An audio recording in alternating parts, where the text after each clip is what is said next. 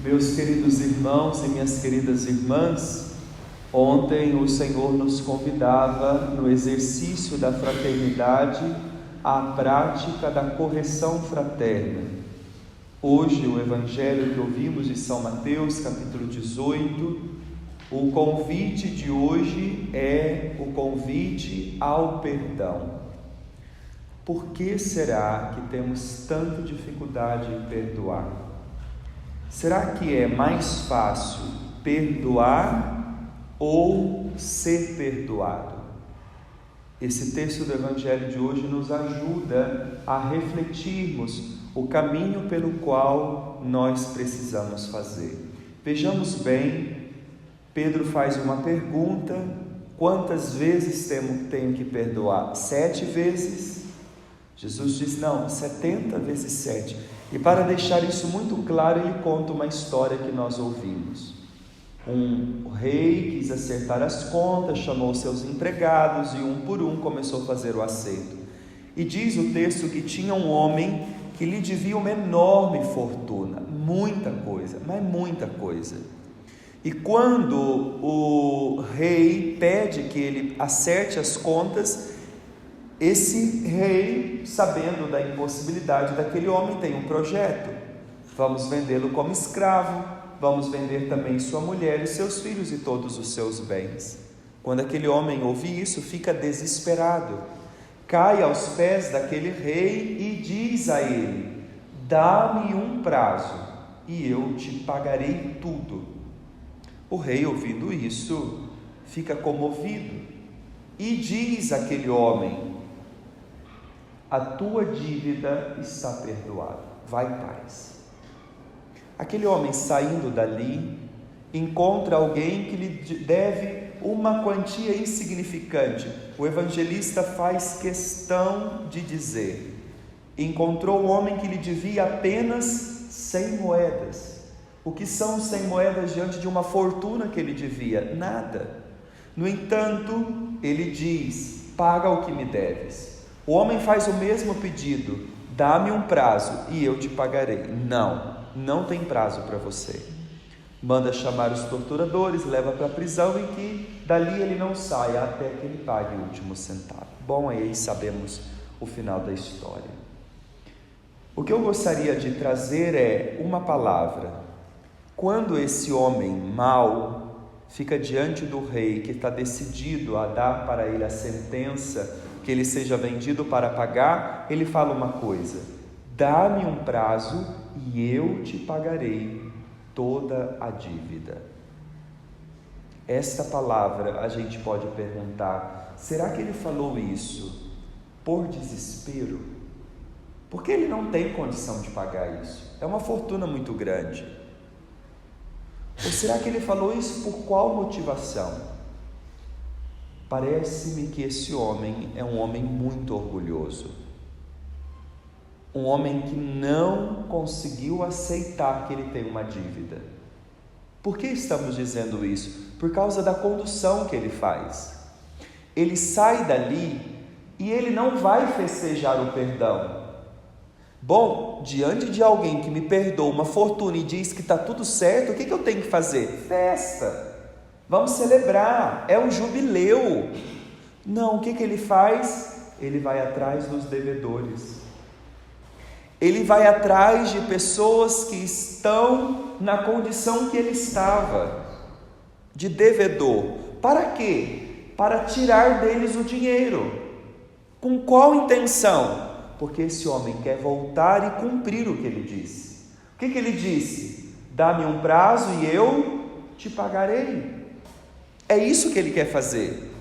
Aí a gente pergunta: o que esse homem está fazendo? Esse homem está sendo movido pelo orgulho. Ele não aceitou o perdão. Por isso a pergunta inicial que o padre fazia na homilia é: o que é mais fácil, perdoar ou ser perdoado? Esse homem não aceitou o perdão, por isso ele não consegue agora dar perdão. Ele quer fazer o acerto. Por isso ele vai atrás de todo o dinheiro possível, porque ele quer voltar e dizer àquele homem: você não vai ficar me devendo nada, eu não quero ficar devedor de você, eu não quero dever favor para você. Veja que situação. E por que isso? Porque esse homem está sendo conduzido pela sua mente racional. Esse homem não consegue acolher a misericórdia, esse homem não consegue acolher o perdão. A gente olha isso e fala: que absurdo. Mas irmãos e irmãs, nós comportamos-nos assim diante de Deus muitas vezes. Quantas vezes na minha pequena experiência de padre, só 9 anos de padre, eu já ouvi gente dizendo: eu quero pedir perdão por isso, por isso, por isso.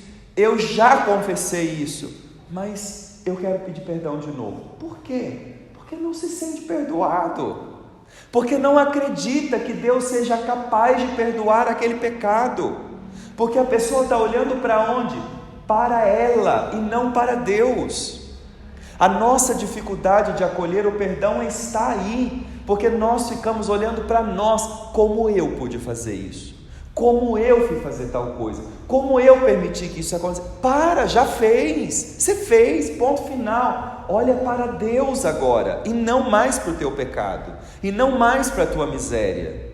Agora, para isso tem que ter humildade e dizer: eu fiz, eu errei, eu devo uma enorme fortuna, eu tenho esse pecado, eu tenho essa fraqueza, mas Ele tem a misericórdia para mim, então eu vou parar de olhar para o meu pecado e vou acolher a misericórdia. Esse homem não deixou o perdão cair no coração, o perdão ficou aonde? Na inteligência, então ele tinha que fazer cálculos, não caiu no coração. Por isso, no final do Evangelho, o que Jesus disse? Assim é que meu Pai que está no céu fará convosco, se cada um não perdoar de coração.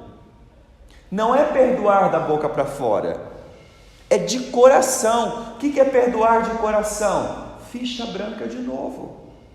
Por isso que perdoar é difícil, porque a gente perdoa, mas a gente fica: mas você lembra o que você fez comigo, né? Então pega leve.